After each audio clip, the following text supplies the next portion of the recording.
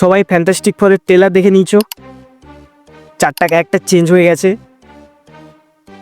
আগে যে 4টা ক্যারেক্টার ছিল, এখন 4টা নতুন ক্যারেক্টার এসেছে। তোমাদেরকে বলে রাখি চেঞ্জ হওয়ার কারণ, প্রথমে যে 4টা ক্যারেক্টার ছিল সেটা একটা আলাদা স্টুডিও ছিল, আর এখন যে 4টা ক্যারেক্টার এসেছে এটা মেন মার্বেলের মার্বেল স্টুডিও 4টা ক্যারেক্টার। একটা কনফিউশন দূর হয়ে গেল তোমাদের।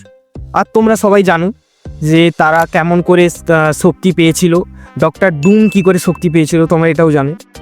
যেটা হতে চলেছে ফ্যান্টাস্টিক ফোরের সেকেন্ড মুভিতে মেন ভিলেনকে দেখানো হয়েছিল, কিন্তু একটুভাবে দেখানো হয়েছিল, কারণ ম্যান যে সিলভার সার্ফারটা গিয়েছিল, যাওয়ার পর সে ওই ভিলেনটাকে আটকিয়ে দিয়েছিল, বা মানে বাঁধা দিয়েছিল।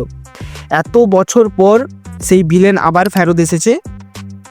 সেই ম্যান সিলভার সার্ভারটা আসেনি, আর এখন একটা ওমেন সিলভার সার্ভার এসেছে। আমার মনে হচ্ছে যেটা ম্যান সিলভার সার্ভারটা হয়তো এইবারে 4টা ফ্যান্টাস্টিক ফোরকে সাহায্য করতে আসতে পারে, এবার নাও আসতে পারে, ঠিক আছে, ওটা একটা অনুমান। আর এই যে ফ্যান্টাস্টিক ফোর, এই মার্বেলের যে ফ্যান্টাস্টিক ফোর, এতে যে ভিলেনটা রয়েছে এটা হলো মার্বেল স্টুডিওর সব থেকে পাওয়ারফুল, সব থেকে শক্তিশালী ভিলেন। আমরা এতদিন যেটা জেনে এসেছি, মার্বেল স্টুডিওর সব থেকে শক্তিশালী পাওয়ারফুল ভিলেন হলো থ্যানোস, কিন্তু আমরা দেখেছি অ্যাভেঞ্জারে যে থ্যানোসকে হারিয়ে দিয়েছে অ্যাভেঞ্জাররা। যাও, বাট এই ফ্যান্টাস্টিক ফোরের যে ভিলেন সে হলো আপাতত এতদিন যে যত ভিলেন এসেছে সব থেকে শক্তিশালী অ্যান্ড পাওয়ারফুল ভিলেন, নাম গ্যালাক্টিস।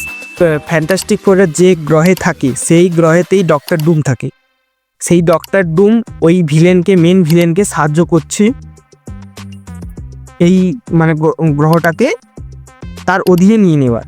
হয়তো আগের সেই ম্যান সিলভার সার্ভারটা হয়তো এইবারের ফ্যান্টাস্টিক ফোরকে সাহায্য করতে আসতে পারে, কারণ সে বলেছিল, সে যখন চলে যায় তখন সে বলেছিল আমি সে ইনভিজিবল উমেনকে লাস্ট সেকেন্ড মুভিতে বাঁচিয়ে দিয়ে গিয়েছিল, কারণ ইনভিজিবল উমেন সেকেন্ড মুভিতে মারা গিয়েছিল, সেইখানে সে তাকে বাঁচিয়ে দিয়ে গিয়েছিল। এখন বিষয় ফ্যান্টাস্টিক ফোররা কি পারবে এই এত পাওয়ারফুল ভিলেনকে হারিয়ে দিতে, সেটা মুভি দেখলেই বুঝতে পারবো।